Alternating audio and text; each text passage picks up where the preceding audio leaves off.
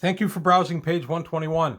Today I'm going to take a look at pretty much an unsung magic item, at least at my table, and that is Dust of Tracelessness. I have used these both as a player and as the DM, and there are a lot of uses. This is a pretty neat item, actually. This normal seeming dust is actually a highly magical powder, which can be used to conceal the passage of its possessor and his or her compatriots.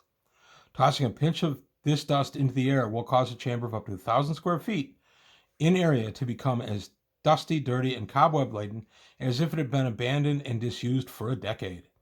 A pinch of dust sprinkled along a trail will cause evidence of the passage of as many as a dozen men and horses to be obliterated for a mile back into the distance. No magical radiation will occur from the use of this dust.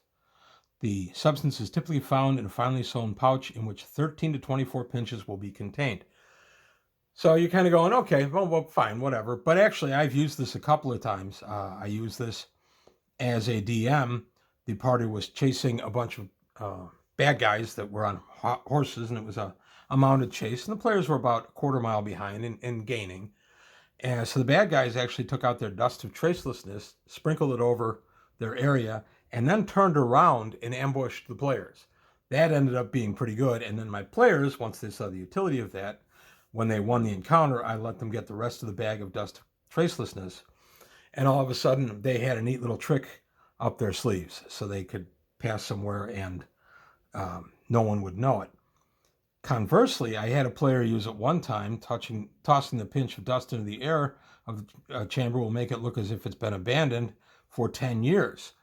Well, that's all well and good, except the dungeon that they were in was not a disused dungeon. It showed signs of much use. So when the player threw this and it turned that chamber all dusty and grimy, it actually stood out to the creatures that were pursuing them as something unusual, and the creatures investigated. That ended up being a lot of fun because the players tried to argue that the monsters wouldn't realize it, and my answer to that was, well, yeah, it stood out like a sore thumb because the rest of this area had been commonly used, and all of a sudden they come to this dirty, dusty area, so they figured something was up.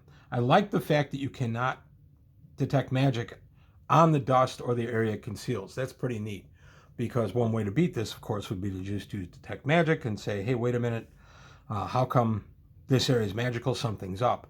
So I do like that. I like Dust of Tracelessness also to be used for any kind of camp or anything like that. You throw a pinch up in the air and it will basically conceal the camp, at least at my table. It doesn't say that expressly here, but I definitely think that was some of the intention. So this is actually an item that sees a fair amount of use at my table because we found some uses for it. And if I give it out, which is infrequently, the players are usually happy to get it. Let's take a quick look at what the experience point value is for this. I didn't look it up before I started the video. Let's see. Dust of Tracelessness. And finding it on, this is goofy how they set up these tables in Unearthed Arcana. The dust itself, 500 gold, or 500 experience points rather, for the whole bag, and 200 gold pieces per pinch. So if you end up with a bag with 10 pinches, that's 2,000 gold pieces if you sell it. I really like that.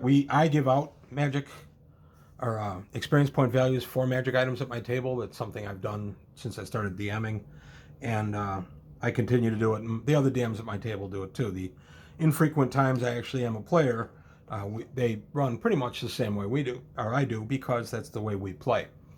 But let me know if you used Dust of Tracelessness ever in your game, and if you had some kind of fun encounter with it, or if it was just something goofy to mess with your players. Let me know. Let me know in comments below.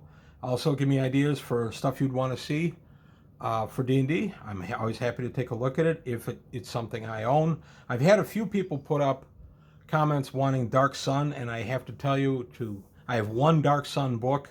That's the hardcover. Maybe I'll take a look at that. It's Iron Kings, I think. But other than that, I do not own any of the Dark Sun stuff, nor did I ever buy it.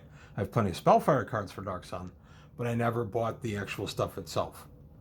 But any other ideas that you have for D&D, if it's something I can do, I'll be happy to take a look at it.